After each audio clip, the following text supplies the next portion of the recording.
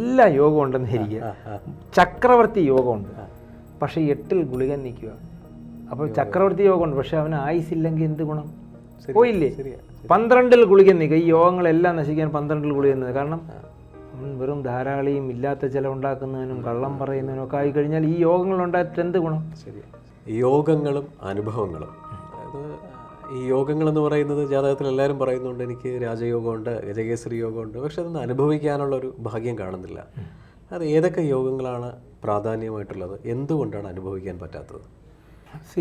ഇപ്പോൾ യോഗങ്ങളെല്ലാം പ്രാധാന്യമുള്ളത് തന്നെയാണ്. എല്ലാ യോഗങ്ങൾക്കും അതിൻ്റേതായ പ്രാധാന്യമുണ്ട്. ഓക്കെ. പക്ഷെ ഏത് യോഗം ഫലിക്കണമെങ്കിലും ആദ്യത്തെ പോയിന്റ് ചന്ദ്രന് ബലം ഉണ്ടാവണം. ചന്ദ്രന് ബലം വേണം. ഇപ്പം ഗജകേസരി യോഗം, ചന്ദ്രകേന്ദ്രത്തിൽ വ്യാഴം നിന്നാൽ ഗജകേസരി യോഗം. പക്ഷേ ഈ അദ്ദേഹം ജനിച്ചിരിക്കുന്ന കർത്താവിന് വല്ല ഗുണമുണ്ടോ? ഗജകേസരി യോഗം കൊണ്ട് ഗുണമില്ല. പിന്നെ രണ്ടാമത്തെ കാര്യം, ചന്ദ്രന് പക്ഷബലം. ഇപ്പം കർത്താവിന് മാത്രമല്ല, പക്ഷബലം കുറവെന്ന് പറയുന്നത് കൃഷ്ണപക്ഷ പഞ്ചമി വരെയും ചന്ദ്രന് ബലം കുറവാണ്. അതുപോലെ ഈ ശുക്ലപക്ഷം എടുക്കുമ്പോഴും അങ്ങനെ തന്നെയാണ്. ശുക്ലപക്ഷ പഞ്ചമി മുതലേ പിന്നീട് അതിന് ബലം വരുന്നുള്ളൂ. അപ്പോൾ ആ ദിവസങ്ങളിൽ ജനിക്കുന്നവർക്ക് ചന്ദ്രന് ബലമില്ല. പിന്നെ ഇപ്പോൾ വൃശ്ചിക രാശിയിൽ ചന്ദ്രൻ നിൽക്കുന്നവരുണ്ട്, നേരത്തെ അവർക്ക് ആർക്കും രാജയോഗം ഫലിക്കില്ലെന്നല്ല, ചന്ദ്രനുമായി റിലേറ്റ് ചെയ്ത രാജയോഗങ്ങൾക്ക് ബുദ്ധിമുട്ടുണ്ടാകും. പിന്നെ രണ്ടാമത്തെ കാര്യം നമ്മൾ ശ്രദ്ധിക്കേണ്ടത്, എല്ലാ യോഗങ്ങളും ഉണ്ടെങ്കിൽ ആ യോഗം തരുന്ന ഗ്രഹങ്ങൾ അതാത് സ്ഥാനത്ത് നിൽക്കുന്നവർക്ക് ബലവും ഉണ്ടാവണം. എന്ന് പറഞ്ഞാൽ ഇപ്പോൾ ചന്ദ്രകേന്ദ്രത്തിൽ വ്യാഴം നിൽക്കുന്നു, പക്ഷെ വ്യാഴം മകരരാശിയിലാണെങ്കിൽ വ്യാഴത്തിന് ഒരു ബലവും ഇല്ല. പക്ഷെ വ്യാഴം സ്വക്ഷേത്രത്തിലോ ഇപ്പോൾ ധനുവിലോ മീനത്തിലോ ആണ് ആ വ്യാഴം നിൽക്കുന്നത്, ചന്ദ്രന്റെ കേന്ദ്രവും കൂടി ആയിരുന്നു, നല്ല രാജയോഗം ഉണ്ടാവും. ശരിയാണ്. അപ്പോൾ ആ ഗ്രഹങ്ങൾക്ക് ബലം വേണം. പക്ഷേ നമ്മൾ ജ്യോതിഷന്മാർ ജാതകത്തിൽ ഇത് എഴുതുന്ന സമയത്ത് ഇവരിതെല്ലാം രാജയോഗം എഴുതി ചേർക്കുമെന്ന്. അപ്പോൾ എഴുതി ചേർക്കുമ്പോൾ സാധാരണക്കാർ കഷ്ടം, ഇവർ വായിച്ചിട്ട് ഇങ്ങനെ ഇരിക്കും, എനിക്ക് എൻ്റെ മകൻ ഇത്രയും യോഗങ്ങളുണ്ടല്ലോ എന്ന് ആദ്യം ആശ്വസിക്കും. വളർന്നു വരുന്നതിനനുസരിച്ച് ഇദ്ദേഹം എങ്ങും എത്താത്തൊരവസ്ഥ വരുമ്പോഴത്തേക്കും ജ്യോതിഷത്തെ തന്നെ ഇവർ തള്ളിപ്പറഞ്ഞുകൊണ്ടിരിക്കുകയാണ്. അതാണ് എൻ്റെ ഒരു പ്രധാന കാരണം. ഇപ്പോൾ കാളസർപ്പ യോഗം ഏറ്റവും കൂടുതൽ വിമർശിക്കപ്പെടുന്ന ഒരു യോഗമാണ് കാളസർപ്പം എന്ന് പറയുന്നത്. കാളസർപ്പ യോഗം എന്നാണ് പറയുന്നത്, പക്ഷേ ഇവിടെ ജ്യോതിഷന്മാർ ഇവർ വിരട്ടുകയാണ് കൂടുതലും ഞാൻ കാണുന്നത്. എന്ന് വെച്ചാൽ സർപ്പദോഷം കിടപ്പുണ്ട്, കാളസർപ്പം. അപ്പോൾ കേൾക്കുന്നവർക്ക് തോന്നുന്നു ശരിയാണല്ലോ, എൻ്റെ മകൻ കാളസർപ്പം വളരെ പ്രശ്നമുള്ള സർപ്പദോഷമാണല്ലോ. ശരിക്കും അതല്ല. കാളസർപ്പം എന്ന് പറഞ്ഞു കഴിഞ്ഞാൽ ആ ഒരു ഗ്രഹചക്രം അല്ലെങ്കിൽ ആ തലക്കുറി എന്ന് നമ്മൾ പറയുന്നില്ല, അതിലെ ആ ഒരു 180 ഡിഗ്രിയുടെ അകത്തു മാത്രം ഗ്രഹങ്ങൾ രാഹുകേതുക്കൾക്ക് അകത്ത് നിൽക്കുകയാണെങ്കിലാണ് കാളസർപ്പമായിട്ട് നമ്മൾ പറയാറുള്ളത്. രാഹുവും കേതു നിൽക്കുന്നതിൻ്റെ ഒരു വശത്ത് ഗ്രഹങ്ങളൊന്നും ഇല്ല, മറുവശത്ത് മാത്രമേ ഉള്ളൂ. അപ്പോൾ അങ്ങനെ വരുമ്പോഴത്തേക്ക് നമ്മൾ കാളസർപ്പ യോഗമായിട്ട് വരും. ഒരു അൺബാലൻസ്ഡ് ആയിട്ടുള്ള ഒരു ഗ്രഹനില, അതായത് ഭാരം മുഴുവൻ ഒരു വശത്തേക്ക് ചരിഞ്ഞ ഒരു ഗ്രഹനിലയായിട്ട് നമ്മൾ അതിനെ പറയുന്നു. ഇപ്പോൾ സച്ചിൻ തെണ്ടുൽക്കർക്കൊക്കെ ഉണ്ടെന്ന് പറയപ്പെടുന്നൊരു യോഗമാണ് ഈ കാളസർപ്പം എന്ന് പറയുന്നത്. അതായത് ഭാഗ്യത്തിനടുത്തെത്തുമ്പോൾ നമ്മൾക്ക് അത് അനുഭവിക്കാൻ പറ്റാതെ പോവുക. ഇപ്പോൾ സച്ചിൻ തെണ്ടുൽക്കർ 100 അടിക്കാറാകുമ്പോൾ ഔട്ടായി പോകുന്നൊരവസ്ഥ, അത് തന്നെ ആയിരിക്കും ആ വ്യക്തികളുടെ ജീവിതത്തിൽ ഉണ്ടായിക്കൊണ്ടിരിക്കുന്നത്. പക്ഷേ എല്ലാ കാളസർപ്പവും ദോഷകാരകനല്ല. ഇപ്പം ലഗ്നം മുതൽ നമ്മൾ ക്ലോക്ക് വൈസിൽ നോക്കുമ്പോൾ ആദ്യം രാഹു വരുന്ന കാളസർപ്പമാണ് കൂടുതൽ പ്രശ്നമുള്ളത്. അങ്ങനെ കുറേ തിയറി കാളസർപ്പത്തിൽ തന്നെ ഉണ്ട്. ഇത് എല്ലാം പഠിക്കാതെ നമ്മൾ ഈ മുറിവൈദ്യം ഉപയോഗിച്ച് ട്രീറ്റ് ചെയ്യാൻ നിൽക്കുമ്പോൾ ജനങ്ങളിൽ അജ്ഞത കൂടത്തേ ഉള്ളൂ. നമ്മൾ അറിഞ്ഞുകൂടാന്നുണ്ടെങ്കിൽ അറിഞ്ഞുകൂടാന്ന് പറയാനുള്ളൊരു ആർജവം കൂടെ ഈ കൺസൾട്ട് ചെയ്യുന്ന എല്ലാവരും കാണിക്കുക. അറിഞ്ഞുകൂടാ, എനിക്കത് അറിഞ്ഞുകൂടാന്ന് പറഞ്ഞാൽ ഇവരാരും നമ്മളൊന്നും പറയാൻ പോകുന്നില്ല. പക്ഷെ നമ്മൾ അവർക്ക് റോങ് ഇൻഫർമേഷൻ കൊടുത്തു കഴിഞ്ഞാൽ അവർ അതും കൊണ്ട് അവരുടെ ജീവിതത്തിനാണ് നമ്മുടെ അടുത്ത് ചോദിക്കാൻ പറ്റുന്നത്. അവരുടെ ജീവിതത്തിൻ്റെ ഒരു വഴികാട്ടിയായിട്ടാണ് ജ്യോതിഷത്തിന് വരുന്നത്. ഈ ജ്യോതിഷൻ എന്ന് പറയുന്നത് ഒരു സാധാരണ ആളിൻ്റെ ടോർച്ച് അടിച്ചു കൊടുക്കുന്ന വഴികാട്ടി എന്ന ഇതിൻ്റെ ഒരു മറു പേര് തന്നെ.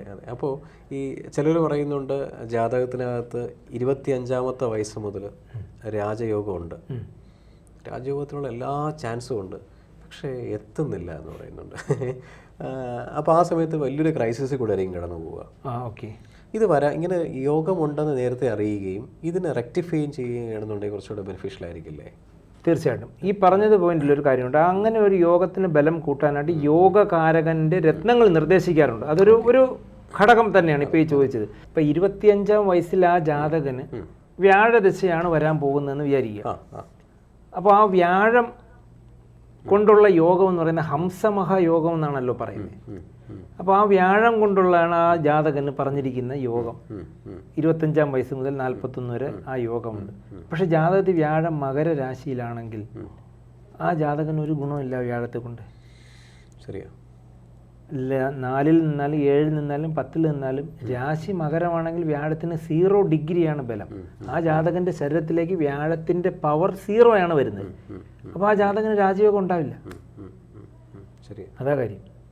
ഓക്കെ. അപ്പോൾ ഈ റെക്ടിഫൈ ചെയ്യുന്നതിനോടൊപ്പം തന്നെ അദ്ദേഹത്തിന് രാജയോഗം അനുഭവിക്കാനുള്ള വഴികൾ നമുക്ക് ചെയ്തു കൊടുക്കാൻ പറ്റില്ലേ? അങ്ങനെ ഒരു യോഗം ഉണ്ടെന്നുണ്ടെങ്കിൽ പറ്റും.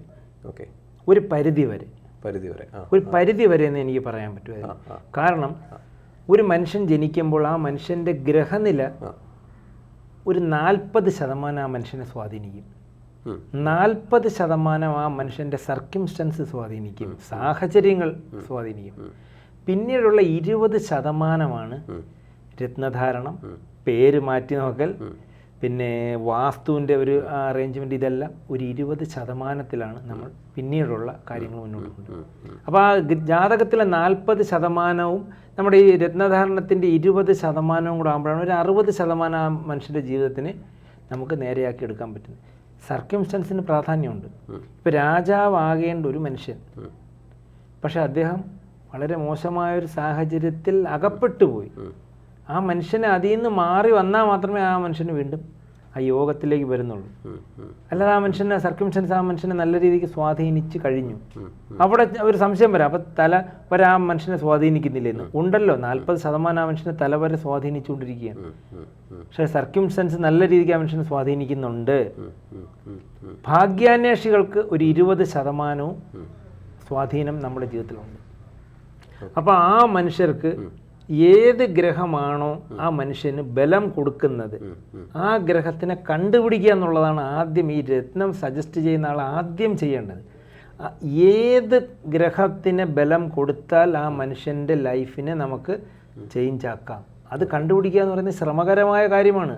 ഒരാൾ ഓടി ഇങ്ങോട്ട് വന്ന ഉടനെ വിശാഖംകാരൻ ഉടനെ അപ്പോഴേ പോയി യെല്ലോ സഫയർ ഇട്ടോ രക്ഷപ്പെട്ടു തീർന്ന് ഉള്ള പൈസയും മേടിച്ചെടുക്കുന്നു. തെറ്റല്ലേ? അവിടെ തെറ്റി, കൺസെപ്റ്റേ തെറ്റി. ഇത് ധരിക്കുന്നതിന് പോലും ഒരു വിധിയുണ്ട്. യഥാർത്ഥ രത്നം കയ്യിൽ വരുന്നതിന് പോലും ഒരു വിധിയുണ്ട്. അങ്ങനെയുള്ളവർക്ക് യഥാർത്ഥ ആൾക്കാരിലേക്ക് എത്താൻ പോലും പറ്റും, യഥാർത്ഥ കല്ലുകളും വരും. ഇത് ധരിക്കുന്നതിന് ഒരു പ്രത്യേക സമയമുണ്ട്. ഇപ്പോൾ വ്യാഴത്തിൻ്റെ കല്ല് ധരിക്കുന്നത് വ്യാഴഹോരയിൽ വ്യാഴാഴ്ച ദിവസം ധരിക്കുമ്പോൾ കൂടുതൽ റിസൾട്ടാണ്. അതെല്ലാം നമ്മൾ ഈ രത്നം രത്നം നിർദ്ദേശിക്കുന്ന ആൾ എഴുതി കൊടുക്കണം.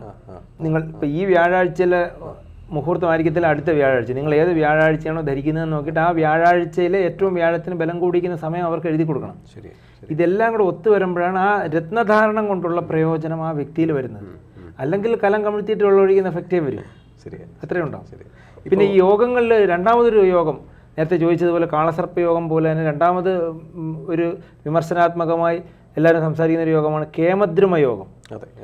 ഇപ്പോൾ നമ്മുടെ സിദ്ധാർത്ഥ രാജകുമാരൻ, അതായത് ഗൗതമ ബുദ്ധനൊക്കെ ഉണ്ടായിരുന്നു എന്ന് പറയപ്പെടുന്ന യോഗമാണ്. അതായത് രാജകൊട്ടാരത്തിൽ ജനിച്ചാലും ഭിക്ഷ എടുക്കാൻ യോഗം വരിക. ഭിക്ഷ എടുക്കുക എന്ന് വെച്ച് കഴിഞ്ഞാൽ അതുപോലെ എന്ന് വെച്ചാൽ സഹായങ്ങൾക്ക് മറ്റുള്ളവർ മുന്നിൽ നിൽക്കേണ്ട അവസ്ഥ വരിക, അതും കേമദ്രുമ യോഗത്തിൽപ്പെടുന്നതാണ്. ഇപ്പോൾ ഭിക്ഷാപാത്രം എടുത്ത് പുറത്തിറങ്ങുന്ന മാത്രമല്ലല്ലോ, നമുക്ക് ഒരു കാര്യത്തിന് വേണ്ടിയിട്ട് നമുക്ക് ഒരുപാട് പേരുടെ മുന്നിൽ നിന്ന് അപേക്ഷിക്കേണ്ട സാഹചര്യം വരുന്നതും കേമദ്രുമ യോഗത്തിൽപ്പെടുന്നതാണ്. ഇപ്പം ചന്ദ്രൻ്റെ 2-ലും 12-ലും ഗ്രഹങ്ങളില്ല എങ്കിൽ കേമദ്രുമ യോഗം എന്ന് പറയാറുണ്ട്. പക്ഷേ കേമദ്രുമ യോഗത്തിന് ഭംഗം ഉണ്ടാക്കുന്ന ഒരു പ്ലാനറ്ററി പൊസിഷൻ അതിൻ്റെ കൂടെ തന്നെ തിയററ്റിക്കലി പറയുന്നുണ്ട്. അതിൻ്റെ താഴത്തെ സെൻറ്റൻസ് ആണ്. പക്ഷേ ആദ്യത്തെ സെൻറ്റൻസ് മാത്രം വെച്ച് എല്ലാവരും എനിക്ക് കേമദ്രുമ യോഗം ഉണ്ടേ എന്ന് പറഞ്ഞിരിക്കും, അല്ലെങ്കിൽ നിങ്ങൾക്കത് ഉണ്ടെന്ന് ചെല്ലുന്ന ജ്യോതിഷനും പറഞ്ഞു കൊടുക്കും. തെറ്റിയില്ലേ? ആ മനുഷ്യൻ ചിലപ്പോൾ നല്ല രീതിക്ക് കയറി വന്നുകൊണ്ടിരിക്കുന്നതായിരിക്കും, എനിക്ക് ഭിക്ഷയെടുക്കാൻ യോഗം ഉണ്ടെന്നാണ് ആ മനുഷ്യൻ നെഗറ്റീവ് ആക്കുകയാണ്. ചന്ദ്രൻ്റെ 4-ലോ 7-ലോ 10-ലോ താരാഗ്രഹങ്ങളിൽ നിന്നാൽ ഈ കേമദ്രുമ യോഗ ഭംഗം സംഭവിക്കും, അവൻ നല്ല രീതിക്ക് രക്ഷപ്പെട്ടു പോകും. അപ്പോൾ ഇത് രണ്ടും ചേർത്തല്ലേ ഒരു ആളോട് നമുക്ക് കൗൺസിലിംഗ് ആയിട്ട് ഇരിക്കാൻ പറ്റും. അല്ലാതെ ഒരു വരി വായിച്ചിട്ട് പോയി ലൈഫ് പോയി ഇങ്ങനെയാണെന്ന് പറഞ്ഞാൽ ആ മനുഷ്യനെ നമ്മൾ കൊല്ലാതെ കൊല്ലുകയാണ് ചെയ്യുന്നത്. ശരിയാ. അപ്പോൾ ഈ പറയുന്ന യോഗങ്ങളെല്ലാം നമ്മുടെ ജാതകത്തിലുണ്ടെങ്കിലും അനുഭവിക്കാനുള്ളൊരു ഭാഗ്യം ഉണ്ടാവില്ല. അതിന് ഗുളികനൊരു സ്ഥാനമുണ്ട് കേട്ടോ. ഗുളികൻ എന്ന് പറയുന്നൊരു ഗ്രഹം ഇപ്പോൾ എല്ലാ യോഗം ഉണ്ടെന്ന് ഇരിക്കുക, ചക്രവർത്തി യോഗമുണ്ട്, പക്ഷേ 8-ൽ ഗുളികൻ നിൽക്കുക. അപ്പോൾ ചക്രവർത്തി യോഗമുണ്ട്, പക്ഷെ അവന് ആയുസില്ലെങ്കിൽ എന്ത് ഗുണം? പോയില്ലേ? 12 ഗുളിക നീക്കുക. ഈ യോഗങ്ങളെല്ലാം നശിക്കാൻ 12 ഗുളിക എന്നത്. കാരണം അവൻ വെറും ധാരാളിയും ഇല്ലാത്ത ചിലവുണ്ടാക്കുന്നതിനും കള്ളം പറയുന്നതിനും ഒക്കെ ആയി കഴിഞ്ഞാൽ ഈ യോഗങ്ങൾ ഉണ്ടായിട്ട് എന്ത് ഗുണം? ശരിയാ. അപ്പോൾ ഈ പറയുന്ന യോഗങ്ങൾ ജാതകത്തിലുണ്ടെങ്കിലും അനുഭവിക്കാനുള്ള യോഗം വരാതിരിക്കുക. അതെ. അപ്പോൾ അതിനുള്ള പരിഹാരം എന്ന് പറയുന്നത് ഒരു പരിധി വരെ നല്ലൊരു ജ്യോതിഷൻ വിചാരിച്ചാൽ നടക്കുന്ന നേരത്തെ കൂട്ടി. അതാണ് കതിരിന്മേൽ വളം വയ്ക്കാൻ പറ്റില്ല. കതിരിന്മേൽ വളം വയ്ക്കാൻ ചെല്ലുമ്പോഴാണ് ഈ ജ്യോതിഷന്മാർ പൈസയ്ക്ക് വേണ്ടിയിട്ട് ചെയ്യുന്നത്. നിങ്ങൾക്കത് ഇപ്പം നാളെ സംഭവിക്കും, ഇല്ലെങ്കിൽ ഇത് ചെയ്യണമെന്ന് പറഞ്ഞ് നമ്മളായിട്ട് കുഴപ്പിക്കുന്നത് ആ സമയത്താണ്. നിങ്ങളിത് മുൻകൂട്ടി ചെയ്യാനാണ് പറഞ്ഞു കൊടുക്കേണ്ടത്. ജ്യോതിഷം എന്ന് പറയുന്നത് ഒരു ദീർഘകാലം മുമ്പ് നമ്മൾ മനസ്സിലാക്കിയിരിക്കേണ്ട ഒരു കാര്യമാണ്. ഇപ്പോൾ 8-ൽ നിൽക്കുന്നൊരു ഗ്രഹത്തിൻ്റെ ദശ, അഷ്ടമാധിപൻ്റെ ദശയാണെങ്കിൽ ആ ദശാകാലങ്ങളിൽ നമ്മൾ അപകടങ്ങളൊക്കെ വളരെ എപ്പോഴും നമുക്ക് സംഭവിക്കാം. വളരെ സൂക്ഷിക്കുക ആ സമയത്ത്. അതാണ് ആ മനുഷ്യൻ ചെയ്യേണ്ട ഏറ്റവും വലിയ കാരണം. ബോധം തെളിയുക ആ സമയത്ത്. കഷ്ടകാല സമയത്ത് ബോധം തെളിയില്ല. റോഡ് ക്രോസ് ചെയ്യുമ്പോൾ ഇടത്തോട്ട് നോക്കാൻ മറന്നു പോകുമ്പോഴാണ് ആ അപകടം അവിടെ വരുന്നത്. കഷ്ടകാല സമയത്താണ് നമുക്ക് ആ മറവി ഏറ്റവും കൂടുതലായിട്ട് പിടിക്കപ്പെടുന്ന ആ സമയത്താണ്. അപ്പോൾ എന്തായാലും നല്ല ജ്യോതിഷന്മാരെ കാണട്ടെ. ഈ പറയുന്ന യോഗങ്ങൾ ഉണ്ടെങ്കിൽ നേരത്തെ ഐഡന്റിഫൈ ചെയ്യാൻ പറ്റട്ടെ. അതിനുള്ള പരിഹാരങ്ങൾ ചെയ്തുകൊണ്ട് ഒരു പരിധി വരെ യോഗങ്ങൾ ലൈഫിലേക്ക് കൊണ്ടുവരാൻ കൂട്ടട്ടെ. സന്തോഷം. നന്ദി. നമസ്കാരം.